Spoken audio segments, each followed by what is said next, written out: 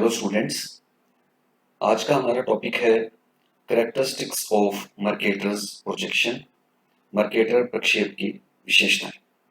इससे पहले वाले वीडियो में हमने इसकी रचना के बारे में बातचीत की थी, तो अगर आपने वह वीडियो नहीं देखा है तो मैं उसका लिंक दे दूंगा डिस्क्रिप्शन बॉक्स में। आप उसमें पहले जाकर के उसे देख लें, तभी आपको ये कैरेक्टरिस्टिक समझ में आएगी।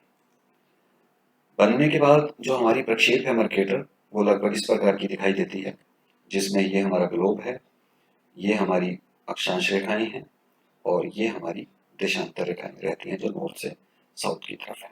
इसमें ध्रुव नहीं दिखाया जाता है 90 डिग्री, जो संभव नहीं है, और क्यों नहीं दिखाया जा सकता इसके बारे में भी हम आगे अभी चर्चा करेंगे। सबसे पहले हम बात करते हैं इसकी विशेषताओं की या कैरेक्टरिस्टिक्स की। इसकी सबसे पहली जो विशेषता है वो यह है कि इसमें सभी अक्षांश रेखाएं सरल और एक दूसरे के समानांतर होती हैं। ये देखिए, ये अक्षांश रेखाएं हैं, ईस्ट से जो वेस्ट की तरफ ड्रॉ कर रखी है हमने ब्लू कलर में। ये हमारी सभी जो हैं ये अक्षांश रेखाएं हैं। ये सारी सरल रेखा है जैसा कि हम देख सकते हैं, और इसके अलावा ये सभी एक दूसरे के पैरेलल भी हैं। ये देखिए, ये सब एक दूसरे के समानांतर हैं। ये पहली विशेषता है इसकी। दूसरी विशेषता है कि सभी अक्षांश रेखाओं की लंबाई एक समान है और वह भूमध्य रेखा जितनी ही लंबी होती है।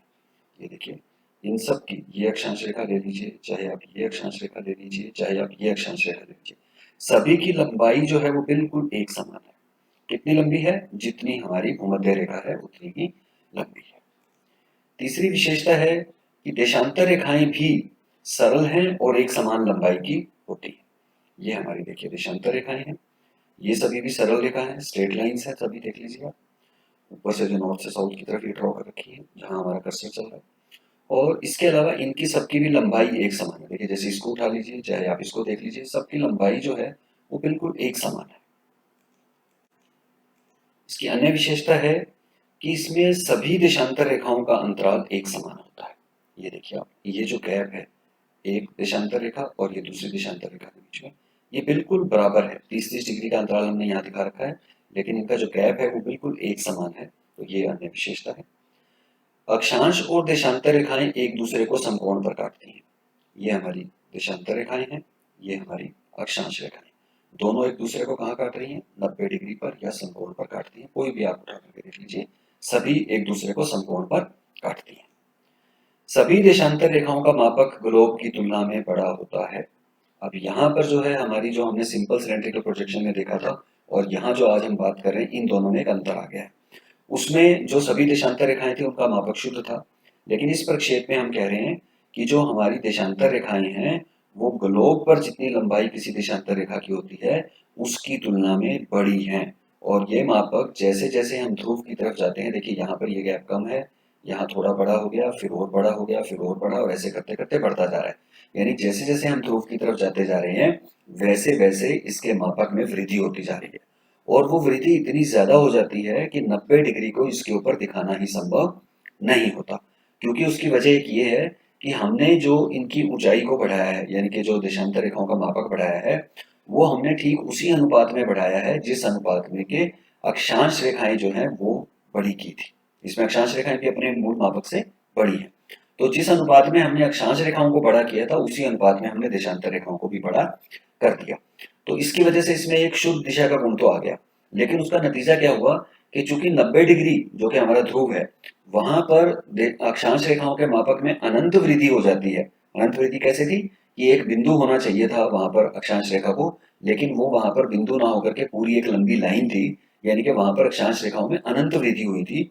अगर हम उतनी ही वृद्धि उसी अनुपात में इस देशांतर रेखाओं में भी करते तो हमें ये अनंत तक लाइन ले जानी पड़ती, जो कि संभव नहीं थी। इसीलिए हम इसमें 90 डिग्री को नहीं दर्शा सकते।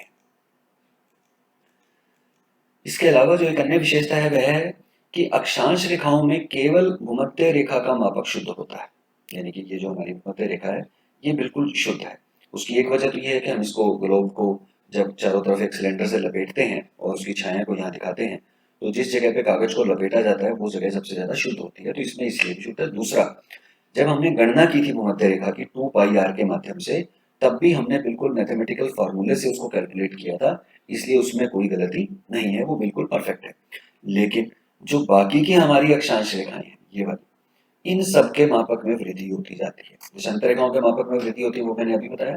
इसमें अक्षांश रेखाओं में भी वृद्धि होती है, और वो वृद्धि जैसे जैसे हम ध्रुव की तरफ जाते हैं तो ज्यादा होती चली जाती है। यानी कि कैसे, कि हमारा जो 30 डिग्री का, जैसे ये वाला 30 डिग्री है या 45 डिग्री है या 60 डिग्री है, यहाँ पर जाते जाते इन्हें छोटा हो जाना चाहिए था। क्योंकि ग्लोब पर भी देखिए, अगर आप यहाँ 30 डिग्री ड्रॉ करेंगे, यहाँ 45 डिग्री ड्रॉ करेंगे, तो वो छोटी लाइन होनी चाहिए थी कंपेरेटिवली। लेकिन यहाँ पर लाइन की लंबाई उतनी ही है जितनी कि भूमध्य रेखा की है। यानी कि इसके मापक में वृद्धि हुई है, और वो वृद्धि जो है वो इतनी ज्यादा है कि 90 डिग्री तक जाते जाते जो कि एक बिंदु होता है, वो भी एक लाइन से दिखाया जाता है, तो उसको हम लोग कहते हैं कि अनंत वृद्धि हो जाती है। देशांतर रेखाओं का मापक ठीक उसी अनुपात में बढ़ता है जिस अनुपात में अक्षांश रेखाओं का मापक बढ़ता है। ये बात मैंने अभी पीछे भी बता दी है आपको, कि जिस अनुपात में हमने अक्षांश रेखाओं को बढ़ाया है उसी अनुपात में हमने देशांतर रेखाओं को बढ़ाया है, जिसकी वजह से इसमें दो विशेषताएं आ जाती हैं। एक तो ये कि इसमें दिशा शुद्ध हो जाती है, दूसरी कि इसमें किसी भी चीज की शेप ठीक रहती है। साइज नहीं कह रहा हूं मैं, शेप कह रहा हूं कि शेप इसमें ठीक रहती है। तो ये दो विशेषताएं इसी वजह से आती हैं, क्योंकि इसमें अक्षांश रेखाओं के मापक में जिस अनुपात में वृद्धि हुई है उसी अनुपात में हमने देशांतर रेखाओं में भी वृद्धि कर दी है। अब देखते हैं हम कि ये कौन से एरियाज को दिखाने के लिए बेहतर है। प्रक्षेप में जो है वो एक तो शुद्ध दिशा पाई जाती है। तो शुद्ध दिशा होने की वजह से आप कोई भी एक ऐसी चीज अगर उसको दिखाना चाहते हैं, कोई रास्ता दिखाना चाहते हैं, कोई रूट दिखाना चाहते हैं किसी जगह से एक जगह से दूसरी जगह जाने का, तो वो चूंकि इसमें दिशा जो है वो बिल्कुल शुद्ध है, इसलिए इसके ऊपर ऐसे कोई भी डायरेक्शंस दिखाने के लिए ये बेस्ट है। दूसरा, इसमें शुद्ध आकृति का गुण पाया जाता है, वो भी मैंने अभी आपको बताया था कि चूंकि दोनों में बराबर अनुपात में वृद्धि हुई है, इसलिए अगर किसी चीज की शेप है वो बिल्कुल वैसी ही दिखाई देगी जैसी एक्चुअल में है। हालांकि उसका साइज जो है वो अपने मूल साइज से थोड़ा बड़ा हो जाएगा। तो शुद्ध आकृति की वजह से भी आप इसमें पॉलिटिकल मैप, ऐसे मैप जो आप जिसकी आकृति को ठीक दिखाना चाहते हैं, तो वो आप इसमें दिखा सकते हैं।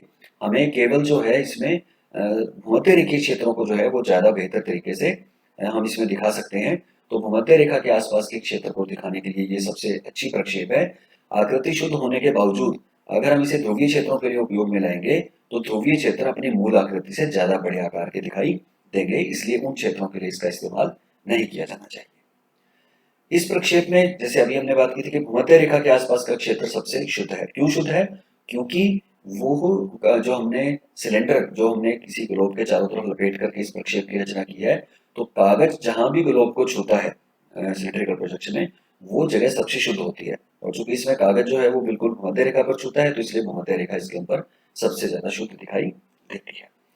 दिशा शुद्ध होने के कारण इसका प्रयोग जो है वो ज्यादातर नाविकों के द्वारा, या जो ज्यादातर लोग एक जगह से दूसरी जगह जाते रहते हैं, उन समुद्री मार्गों के लिए, वायु मार्गों को जानने के लिए, धाराओं को जानने के लिए इसका इस्तेमाल हम लोग कर सकते हैं। इसके अलावा इसकी अब हम कुछ दिक्कतें क्या क्या हैं उसके बारे में बात करते हैं, या डीमेरिट्स क्या है इसकी। इस प्रक्षेप में सबसे बड़ी और मुख्य दिक्कत है वो ये कि इस प्रक्षेप में आप ध्रुव नहीं दिखा सकते। ये इसकी सबसे बड़ी कमजोरी है। तो ध्रुव नहीं दिखा सकते तो आप पूरे वर्ल्ड का नक्शा इसके ऊपर नहीं बना सकते, जबकि सिंपल सिलेंड्रिकल प्रोजेक्शन में आप वर्ल्ड का नक्शा बना सकते थे। यहाँ पर 90 डिग्री नहीं दिखाई जा सकती, तो इसलिए पूरे विश्व का नक्शा दिखाना इस पर संभव नहीं है। और इसके अलावा जो है इसके अंदर जो दिक्कत है दूसरी वो ये है कि ध्रुव की तरफ जाने पर कोई भी देश जो है वो अपनी मूल आकृति से काफी बड़ा दिखाई देता है। तो हमें जो है कुछ इस बारे में गलतफहमी हो सकती है कि ये देश क्या इतना बड़ा है, जैसे डेनमार्क है या नीदरलैंड है या नॉर्वे है, वो अपने मूल साइज से काफी बड़े दिखाई देंगे, जबकि वास्तव में उनका आकार उतना बड़ा नहीं है। तो उस चीज को भी हमें समझना चाहिए कि जो ध्रुव की तरफ जाते हुए अगर हम इस पर सिर्फ आकृति की वजह से कोई कंट्री दिखा रहे हैं, तो वो अपने मूल साइज से काफी बड़ा दिखाई देगा। तो इसलिए भूमध्य रेखा को छोड़ करके, उसके आसपास के क्षेत्रों को छोड़ करके ज्यादा आप मध्य अक्षांशों पर जाते हैं या आप ध्रुवों की तरफ जाते हैं, तो वहां पर इसका प्रयोग करने से हमें बचना चाहिए। अब बात आती है कि शुद्ध दिशा इसमें क्यों रहती है। तो के अंदर देखिए, ये एक आपकी अक्षांश रेखा है ए बी, जिसे हम 0 डिग्री कह सकते हैं। 0 डिग्री यानी कि भूमध्य रेखा की एक लाइन ये ड्रॉ कर रखी है। अब अगर हम ग्लोब पे अब उसके बाद 30 डिग्री को देखेंगे, तो ग्लोब पर 30 डिग्री ऐसी दिखाई देगी, यहां से लेके यहां तक की लाइन दिखाई देगी, यहां से लेके यहां तक। क्यों? क्योंकि ग्लोब पर हम जानते हैं कि जैसे जैसे हम ध्रुव की तरफ जाते हैं, तो जो ध्रुव है वो ऊपर की तरफ गोलाई में कम होता जाता है, छोटा साइज होता जाता है उसका। तो यानी कि अगर हम ग्लोब की कल्पना करें तो 30 डिग्री जो है आपकी वो यहां से लेकर के इतनी लंबी लाइन होनी चाहिए थी, और अगर हम इस डायरेक्शन को ऐसे करके इससे मिलाते हुए निकालते तो ये बिल्कुल शुद्ध दिशा होती। लेकिन चूंकि हम इस प्रक्षेप में क्या कर रहे हैं कि हम ये असली जो 30 डिग्री है उसको अक्षांश रेखा को इतनी लंबी दिखा रहे हैं। इतनी लंबी का मतलब है कि वो भूमध्य रेखा जितनी ही लंबी हम दिखाते हैं, जितनी लंबी ये है, तो 30 डिग्री को भी हमने उतना ही लंबा दिखाया, जिसकी वजह से क्या हुआ कि हमारा यहाँ से लेकर के यहाँ तक का हिस्सा और यहाँ से लेकर के यहाँ तक का हिस्सा अपने मूल साइड से बड़ा दिखाई दे रहा है। अब वो बड़ा दिखाई दे रहा है तो हमारी जो डायरेक्शन है देखिए वो कहाँ पहुंच गई। अब ये डायरेक्शन जो है अगर हमने 30 डिग्री के लिए लगाई तो हमारी जो डायरेक्शन है वो ये दिखाई देगी इस मर्केटर प्रोजेक्शन में, ये बात। क्यों? क्योंकि हमने 30 डिग्री को ये दिखा रखा है, जबकि वास्तव में ग्लोब के ऊपर होता तो 30 डिग्री ये होता। तो अगर हम ग्लोब पर यही लाइन ड्रॉ करते तो हमारी दिशा ये वाली होती, लेकिन अब हमारी दिशा कौन सी है? ये वाली, यानी कि हमारी दिशा गलत हो गई। तो इसको ठीक करने के लिए हमने क्या किया, हमने जितना गैप यहाँ पर फालतू दिखाया था उतना ही गैप हमने देशांतर रेखाओं को ऊपर की तरफ बढ़ा दिया। यानी कि 30 डिग्री को हमने यहाँ दिखाने की बजाय थोड़ा सा और ऊपर, कितना ऊपर? जितनी ये जगह हमारे पास फालतू हमने यहाँ ली थी उतनी ही जगह फालतू हमने ऊपर की तरफ बढ़ा दी, दोनों तरफ, इधर भी इतनी गैप और इधर भी इतना गैप, जिससे कि 30 डिग्री की मूल लाइन जो कि ग्लोब पर यहाँ कहीं होनी चाहिए थी वो हमने बढ़ा करके वहां पर लगा दी। इससे क्या हुआ कि आकृति तो बिगड़ गई, थोड़ा बड़ा भी दिखाई देने लगा शेप। लेकिन अब आप देखिए कि अगर आप इस बिंदु को और इस बिंदु को मिलाएंगे तो वो जो लाइन ड्रॉ होगी वो बिल्कुल ठीक वैसी ही होगी जैसे कि ग्लोब के केस में थी। तो इसकी वजह से इसमें दिशा जो है वो शुद्ध रहती है। इसका एक और एग्जांपल यहाँ पर देख लीजिए कि सिंपल सिलिंड्रिकल प्रोजेक्शन और मर्केटर प्रोजेक्शन में क्या अंतर है। एक में दिशा शुद्ध नहीं रहती, एक में दिशा शुद्ध रहती है, तो उसकी वजह क्या है?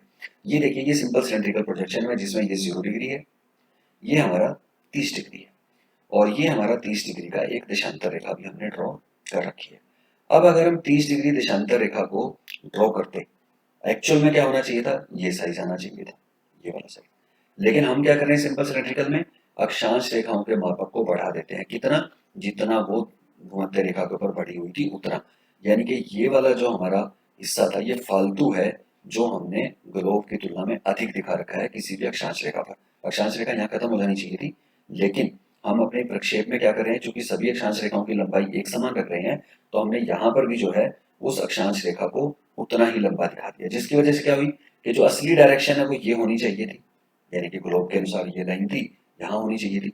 लेकिन हमने इस लाइन को चूंकि बढ़ा दिया तो 30 डिग्री यहाँ दिखाई दे रही है। 30 डिग्री ईस्ट जो यहाँ होना चाहिए था उसकी बजाय 30 डिग्री ईस्ट आगे चला गया, जिससे हमारी ये रेड लाइन की जो दिशा है ये 30 डिग्री के लिए बन गई, जो कि गलत है।